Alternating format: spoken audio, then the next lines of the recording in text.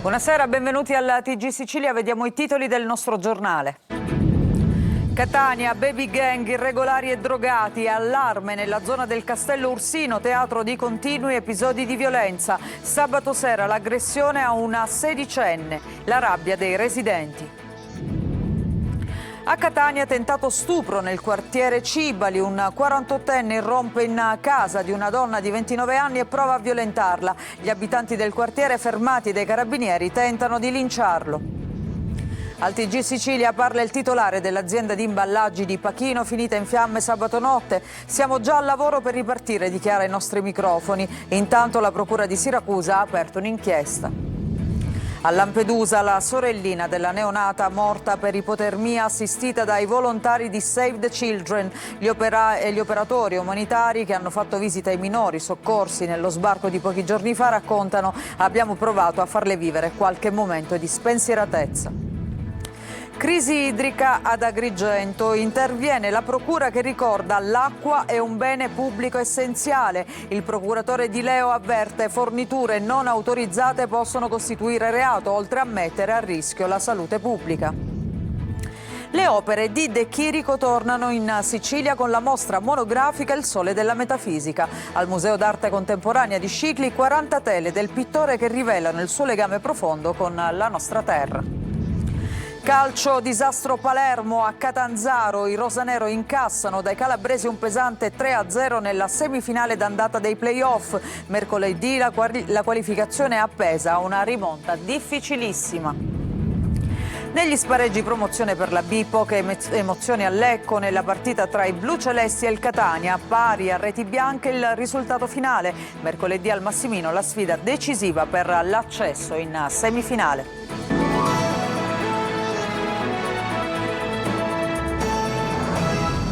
Ancora ben trovati, in apertura questo focus su Catania, baby gang, irregolari e drogati e allarme nella zona del Castello Ursino, teatro di continui episodi di violenza. Sabato sera c'è stata un'aggressione a una sedicenne, i residenti dicono ai nostri microfoni: servono fatti e non parole, siamo importunati giorno e notte. Sentiamo Tonino De Mano.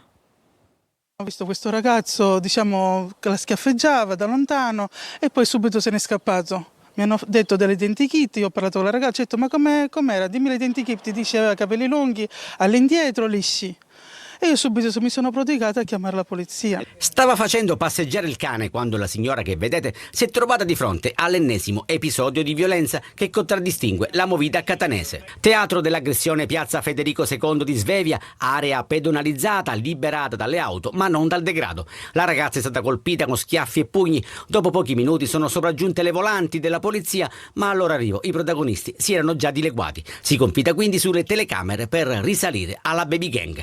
Ma sono tanti gli allarmi che si levano attorno al Castello Ursino, ostaggio di irregolari di giorno e di notte, con inquietanti episodi che non lasciano dormire sonni tranquilli. In questo video un extracomunitario inveisce contro alcune ragazze sedute al bar.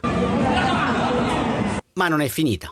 Ho lasciato per qualche secondo il portone di casa aperto e mi sono trovata due ragazze che si stavano drogando proprio sulle scale di casa mia. C'è di più e di peggio. Con un ragazzo che ha tentato di importunarmi. Fortuna è stata che c'era una persona che mi conosceva che mi ha subito in qualche modo ha cercato di distrarlo e mi ha in qualche modo evitato il peggio. Devo dire che quando vedo dei vigili urbani mi emoziono, mi commuovo, perché devo dire che purtroppo avviene molto raramente. Mi ritrovo spesso qui a passeggiare con il mio cane e non vedo una pattuglia, non vedo controlli. Lo abbiamo detto e lo ripetiamo, servono controlli ed un presidio fisso, specie nel fine settimana quando la movida sfocia in intollerabili episodi di violenza. Restiamo a Catania per parlare di un tentato stupro. Un 48enne irrompe in casa di una donna di 24 anni nel quartiere Cibali, l'aggredisce e poi tenta di violentarla. I carabinieri lo mettono in salvo, pensate, dagli abitanti del quartiere che avrebbero voluto linciarlo. Desiree Ferlito. Ha fatto irruzione in casa di una donna mentre era sola, aggredendola e tentando di violentarla. Attimi di terrore nel quartiere Cibali di Catania, dove una 29enne è riuscita a lanciare l'allarme al 112 durante l'aggressione. I carabinieri arrivati in pochi minuti nell'abitazione hanno raccolto il racconto shock della vittima e dei residenti richiamati dalle urla provenienti dalla casa. Secondo la ricostruzione degli investigatori, l'aggressore, un 48enne catanese, si sarebbe introdotto abusivamente nell'appartamento per poi aggredire la donna a sfondo sessuale, per poi fuggire dopo la chiamata della donna al 112. I militari lo hanno rintracciato poco dopo, ancora nelle vicinanze del luogo dei fatti, registrando momenti di forte tensione durante il fermo. Alcuni cittadini, infatti, appresa la notizia dell'aggressione, hanno circondato il 48enne manifestando la volontà di un linciaggio. I carabinieri hanno dovuto proteggerlo dalla folla e metterlo in sicurezza prima di trasferirlo in caserma. Per lui è quindi scattato l'arresto in flagranza con le accuse di tentata violenza sessuale e violazione di domicilio. Ora si trova a disposizione dell'autorità giudiziaria. E adesso torniamo a questo episodio, questo incendio che ha colpito un'azienda di Pachino. La Procura di Siracusa ha aperto un'inchiesta, ma la reazione del titolare dell'impresa è stata un messaggio chiaro di resistenza e di legalità. Ha detto: siamo già al lavoro per ripartire. Ad Adelaide Barbagallo. Cercheremo di ripartire, se non come prima, meglio di prima. Siamo stati molto fortunati perché l'immobile all'interno, nella parte produttiva, compresi i macchinari, sono rimasti illesi. La tenacia di un imprenditore che non si lascia abbattere dalla distruzione di un incendio e che è pronto a rinascere dalle ceneri, proprio come il nome della sua azienda, la Fenice Packaging di Pachino, in provincia di Siracusa, un'eccellenza nel settore degli imballaggi. Alessandro Coco non si scoraggia ed è già al lavoro per ripristinare la piena operatività della sua impresa. Il nostro pensiero va a tutti i nostri clienti ai quali non vogliamo dare nessun disservizio. Il comparto ortofrutticolo non può fermarsi e non subirà abbandoni, assicura l'imprenditore, che non nasconde l'amarezza per quanto accaduto. Dire che siamo dispiaciuti e rammaricati è il minimo. La Procura di Siracusa ha aperto un fascicolo. Le indagini sono in mano alle forze dell'ordine che stanno vagliando ogni pista per accertare la natura dell'incendio. Tra le ipotesi investigative non si esclude l'atto doloso a scopo intimidatorio, riconducibile al racket delle estorsioni. Una lettera con minacce di morte e poi vernice nera contro la vetrata del suo patronato e la colla nella serratura. Vittima di questa intimidazione è stata Sabina Lazzara, candidata consigliera alle prossime amministrative di Campobello di Mazara. Siamo nel Trapanese, a sostegno del candidato sindaco Daniele Mangiaracina. Sul caso indagano i carabinieri. E adesso a Lampedusa i volontari di Save the Children fanno visita ai minori soccorsi nello sbarco di pochi giorni fa, in cui, ricordiamo, ha perso la vita una neonata di appena un mese. Tra loro c'è anche la sorellina della piccola vittima. Abbiamo provato a farle vivere qualche momento di spensieratezza, hanno raccontato gli operatori umanitari. Vediamo. Adesso gioca, tra le sue piccole mani stringe delle costruzioni colorate. Sorride agli operatori di Save the Children, corre incontro a chi prova a regalarle un momento normale. Eppure, solo poche ore prima, quella stessa bambina di 8 anni era stretta alla madre su un barcone del Mediterraneo, in balia delle onde, mentre accanto a lei la sorellina di appena un mese perdeva la vita durante la traversata verso Lampedusa. In mare, lo stesso che regala gioia e divertimento ai bambini della sua età. Gli operatori di Save the Children, entrati nell'hotspot dell'isola per incontrare i minori soccorsi nello sbarco di sabato, costato la vita alla neonata morta poco dopo l'arrivo, raccontano dell'incontro con la sorellina della piccola vittima dell'ultima tragica traversata e gli altri 20 minori non accompagnati. Ed è proprio la sorella maggiore della neonata a colpire gli operatori. Appena visto i giocattoli ha lasciato la madre ed è corsa verso di noi. Gioca, partecipa, sembra serena, come dovrebbe essere normale per una bambina della sua età. Ma dietro quell'apparente spensieratezza resta un dolore enorme, troppo grande da sopportare per chi ha soli 8 anni. La neonata sarebbe arrivata in condizioni già gravissime dopo ore di navigazione difficili. Inutili i tentativi di soccorso una volta sbarcata a Lampedusa, e mentre sull'isola continuano gli arrivi e le operazioni di assistenza, l'immagine che resta è quella di una bambina che prova a tornare bambina, in mezzo all'orrore di un mare diventato nemico, aggrappandosi a un gioco, a un sorriso, a un frammento di infanzia che nessuna tragedia dovrebbe spezzare. Cambiamo argomento. La Procura di Agrigento richiama le autorità dicendo l'acqua è un bene pubblico essenziale. Il procuratore Di Leo avverte forniture non autorizzate possono diventare reato e mettere a rischio la salute pubblica. Davide Sardo. Acqua pubblica, salute a rischio e possibili reati. La Procura di Agrigento interviene con parole durissime sulle polemiche che stanno infiammando Canicattì e altri comuni della provincia di Agrigento per l'emergenza idrica. Il procuratore Giovanni Di Leo richiama tutte le autorità coinvolte al massimo impegno per garantire il servizio idrico integrato nel rispetto delle regole e della sicurezza sanitaria.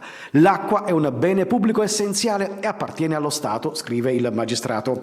Per questo l'acqua destinata ai cittadini deve essere controllata, certificata e potabile. La Procura lancia anche un avvertimento preciso: ogni fornitura o distribuzione non autorizzata fuori dai canali ufficiali può configurare reati e, in caso di acqua non salubre, mettere seriamente a rischio la salute pubblica. Di Leo punta poi l'attenzione sulle situazioni urbanistiche irregolari e sugli abusi edilizi tollerati nel tempo, condizioni che, secondo il procuratore, non possono giustificare deroghe ai controlli sulla qualità dell'acqua. Infine, il monito conclusivo, chi ha il dovere di vigilare, potrebbe essere chiamato a rispondere di eventuali omissioni. A Catania la famiglia di Matteo Patti, il 65enne investito su uno scooter, vive ore di angoscia davanti al suo letto d'ospedale. Mentre lui lotta tra la vita e la morte, resta senza volto ancora il pirata della strada che è fuggito subito dopo l'impatto. Eva Spampinato. Siamo vicino a lui, speriamo che lui regga. C'è una famiglia sospesa nel dolore, aggrappata a una speranza che con il passare delle ore diventa sempre più fragile. Matteo Patti è ancora ricoverato in condizioni gravissime all'ospedale Cannizzaro di Catania dopo essere stato investito da un pirata della strada di cui ancora non si conosce il volto. Lo devo dire, è un animale, perché non si lascia una persona così per la strada. Ha multiple fratture, ha fratture anche facciali, ha il midollo osseo, ha un braccio rotto, una gamba rotta, un polso. Il problema sono gli organi. E mentre Matteo lotta tra la vita e la morte, la famiglia lotta contro il tempo e la burocrazia. I vigili urbani, arrivati per i rilievi dopo l'incidente, hanno compilato un verbale come incidente autonomo. Non c'era nessuna persona, per cui credo che i vigili, per mia coscienza, non avendo alcuna, non potendo rilevare, non essendoci nessuno, hanno messo un incidente autonomo. Domani abbiamo l'incontro con la Polizia Municipale. Adesso l'appello dei familiari rimane sempre solo uno: aiutateci a trovare la verità. Magari a volte penso, se l'avessi chiamato in quel momento, magari 5 secondi hanno cambiato la vita di tutti, sì. Vorremmo un aiuto dalle autorità, noi confidiamo nelle autorità, anziché fare delle ricerche noi, andare ad informarci e vedere dove sono messe le telecamere, se ci danno il filmino e quant'altro, vorremmo che anche le autorità, e ne sono certo, ci aiutassero in questo. Entra nel vivo la privatizzazione degli aeroporti di Catania e Comiso. Oggi visita del ministro Urso, che ha dato ulteriore impulso alla procedura che porterà entro l'anno alla scelta dell'acquirente della maggioranza delle quote dei due scali. E per il turismo estivo il ministro si dice fiducioso, nessun problema di carburante. Lorena Dolci. Da Abu Dhabi ai Benetton si allunga la fila dei pretendenti all'aeroporto di Catania, un affare da oltre $500 milioni per acquisire la maggioranza della società che gestisce il quinto scalo italiano con un traffico di 12 milioni di passeggeri e in continua crescita, e quello di Comiso. Con il via libera del Ministero entra nel vivo la procedura per la privatizzazione. Per il governo qual è il migliore offerente? Quello che più metterà in campo risorse e progetti per rendere questa hub aeroportuale un competitore a livello globale. Nonostante i conflitti che interferiscono con le rotte del greggio, il ministro si dice fiducioso. Riteniamo che il carburante sarà sufficiente per garantire il trasporto aereo nel nostro paese e che questo sarà per la Sicilia, per il nostro paese, un anno di crescita. Il futuro partner sarà chiamato anche a sostenere un piano infrastrutturale ambizioso, 340 milioni di euro che includono l'interramento della linea ferroviaria per permettere la costruzione di una nuova pista di volo più lunga. Il Terminal Morandi sta per essere completamente demolito, quindi stiamo completando la demolizione, abbiamo già l'approvazione per tutti i nuovi progetti e quindi per la realizzazione del nuovo Terminal B. Senza contare il necessario impulso alle infrastrutture della città. Ho chiesto già un appuntamento col Presidente della Regione perché si trovi un'alternativa alla tangenziale, visto che non può essere realizzata la terza corsia. Nello stesso tempo altre opere devono essere terminate, quali la metropolitana. Entro giugno la manifestazione di interesse, poi la fase politica con i soci che dovranno scegliere se vendere o meno le proprie quote. La procedura dovrebbe concludersi entro l'anno. A Catania i vigili del fuoco sono intervenuti per spegnere un incendio che è divampato in un edificio di via San Gregorio. Le squadre hanno messo in salvo 2 persone che si trovavano nel palazzo e sono state affidate al 118. Le cause dell'incendio sono tuttora in corso di accertamento. In piazza ad Agrigento gli ASACOM, assistenti all'autonomia e alla comunicazione che nelle scuole favoriscono l'integrazione degli studenti con disabilità. Davanti alla prefettura hanno protestato contro precariato e lavoro senza tutele, chiesti diritti, stabilità e riconoscimento professionale. La voce degli ASACOM si alza forte da Agrigento. Assistenti all'autonomia e alla comunicazione di tutta la provincia hanno partecipato allo sciopero nazionale promosso dall'USB e dall'associazione MISAC per chiedere più tutele e continuità lavorativa. Il presidio davanti alla prefettura in piazzale Aldo Moro ha riunito decine di operatori che ogni giorno affiancano studenti con disabilità nelle scuole e nei servizi sociali.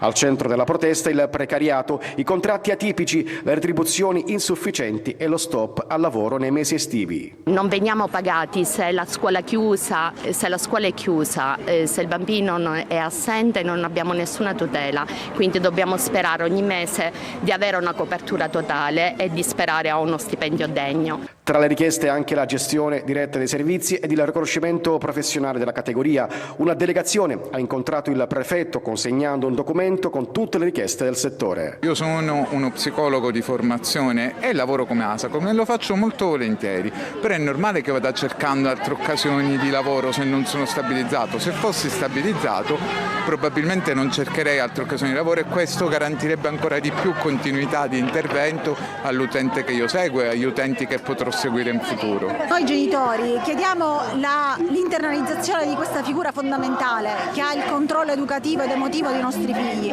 e che purtroppo è penalizzata e quindi anche i nostri figli giustamente vengono penalizzati allo stesso modo. Gli ASACOM chiedono adesso risposte concrete e maggiori garanzie per il futuro del loro lavoro. Le opere di Giorgio De Chirico tornano in Sicilia con la mostra monografica Il Sole della Metafisica al Museo d'Arte Contemporanea di Scicli fino a ottobre. 40 tele del pittore che rivelano il suo legame profondo con la nostra regione. Veronica Barbarino.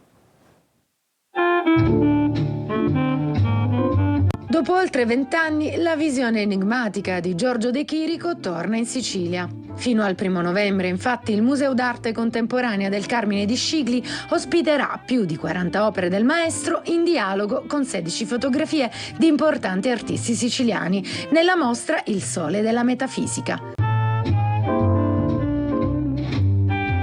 L'esposizione rivela il legame profondo tra De Chirico e l'isola, terra capace di alimentare la sua immaginazione e la sua fascinazione per la Magna Grecia. Un viaggio visivo che attraversa la sua fase barocca, dove il tempo sembra sospeso e lo spazio si carica di mistero. È un dialogo anche con la Sicilia, con il barocco siciliano e il barocco di De Chirico, con le piazze d'Italia, per esempio la piazza di Scicli col suo monumento, è un dialogo anche con la Magna Grecia, la Sicilia e la Grecia dove De Chirico è nato, con la classicità e con l'idea di pittura enigmatica che De Chirico poteva tranquillamente ritrovare nelle strade di questa splendida città siciliana. A dialogare con i suoi dipinti gli scatti di Leone, Chiaramonte, Ninfa e Rotoletti. 4 sguardi contemporanei che ritrovano nelle architetture barocche, nelle piazze silenziose e nella luce abbagliante della Sicilia la stessa tensione metafisica. Pittura e fotografia quindi si fondono così in un unico racconto, dove realtà e sogno si sfiorano continuamente.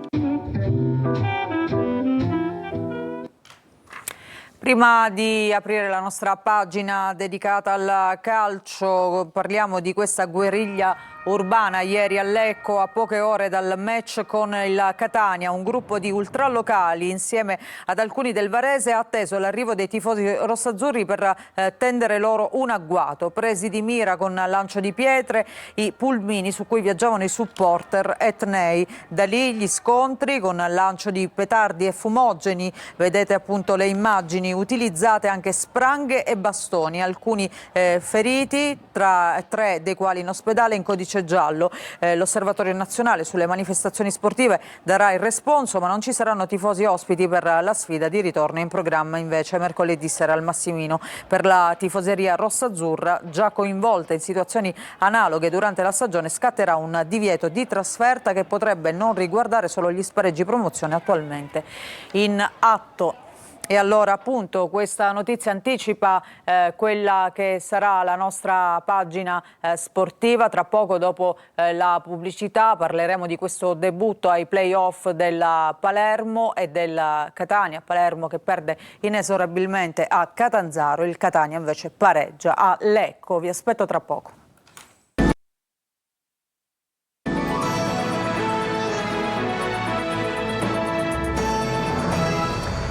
Ancora ben trovati, seconda parte del nostro telegiornale. Come dicevamo, adesso il calcio. Partiamo dal Palermo, disastro a Catanzaro. I rosanero incassano un pesante 3-0 nella semifinale d'andata dei playoff per la promozione. Mercoledì la qualificazione sarà appesa a una rimonta difficilissima. I gol dei calabresi, tutti nel primo tempo. Marco Gulla. Una disfatta, un Palermo irriconoscibile, piatto e senza idee viene umiliato dal Catanzaro nell'andata della semifinale playoff. Al Ceravolo la squadra di Aquilani vince con un netto 3-0, mettendo una seria ipoteca sul ritorno e sulla qualificazione alla finale. Una prestazione imbarazzante quella offerta dai rosanero, molli, remissivi e senza idee. Il Catanzaro ha vinto e forse il 3-0, per quello visto in campo, sta pure stretto ai calabresi, che hanno sfiorato in un paio di circostanze il poker. Servirà un miracolo al Palermo mercoledì nel match di ritorno al Barbera, rosanero che dovranno vincere con 3 gol di scarto.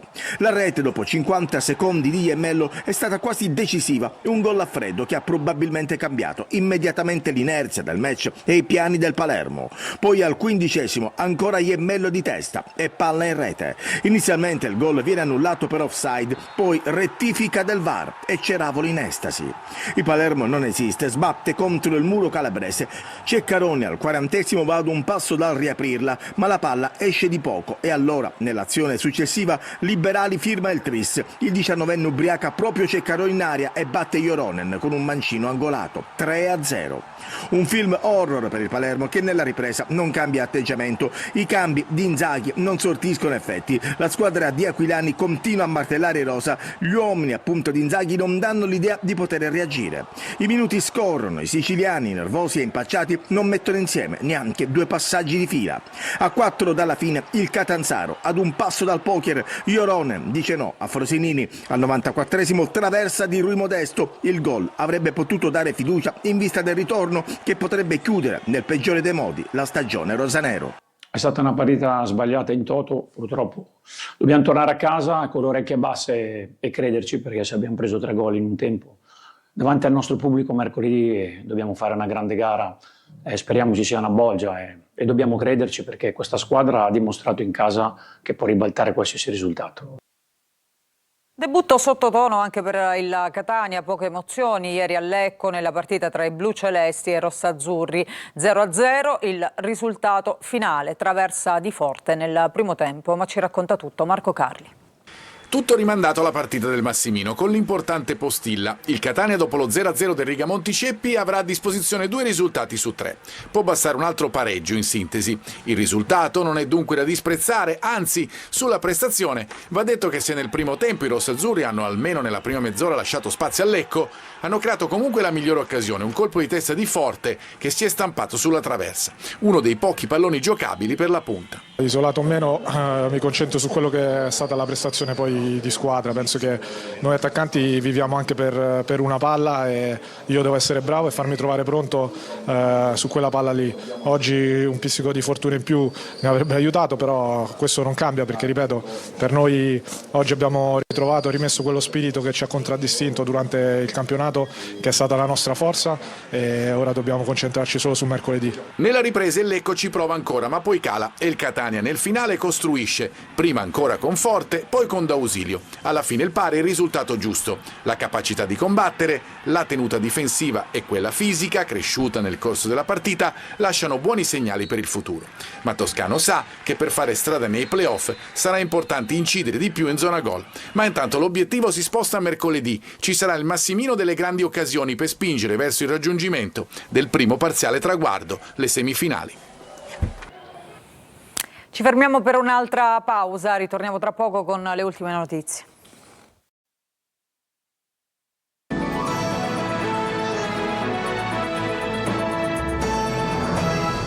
Bentornati in studio. Prima di chiudere c'è una notizia di cronaca: doppia rapina in mattinata ai supermercati Eurospin di Aci Catena e Aci Sant'Antonio nella Catanese. Secondo i carabinieri, una sola persona in pochi minuti ha messo a segno entrambi i colpi. Da quantificare il bottino. Ci fermiamo con questa notizia, grazie per averci seguito, a tutti voi un buon proseguimento di serata.